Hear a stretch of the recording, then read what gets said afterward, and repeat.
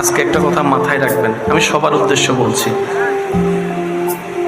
আল্লাহ সবাইকে দেন, কোনো সন্দেহ নাই, সবাইকে দেন, কিন্তু মাঝখানে একটু সময় পরীক্ষা করে দেন। কিন্তু আল্লাহ শুধু দেখতে চাই কে হতাশ না হয়ে আমার রহমতের দিকে তাকাই থাকে। আমি দিয়েছি তখন তো পেট ভরে খাইছে, দেখি আমি না দিলে আমার বান্দা কি করে। আল্লাহ দেখতে চাই পাওয়ার পরে আলহামদুলিল্লাহ বলনে ওয়ালা কে কে, না পাওয়ার পরও আলহামদুলিল্লাহ বলে, আল্লাহ তাদের চেহারা দেখতে চায়। আল্লাহ দেখতে চায় কোন কোন বান্দা আল্লাহর হুকুমের অপেক্ষা করে ধৈর্য ধরে বসে থাকে, আল্লাহ তাদেরকে দেখতে চাই। দেয় কিন্তু আল্লাহই।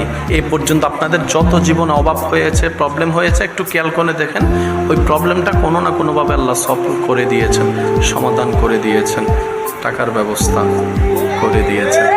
রব বলে যে আমি আছি তো। সুবহানাল্লাহ, একটু জোরে। রব বলে যে আমি আছি তো বান্দা, তোর টেনশন করস কেন? টেনশন কাদের হয় জানেন? যাদের সাথে রবের কানেকশনটা মজবুত হতে পারে নাই তাদের আমাদের টেনশন।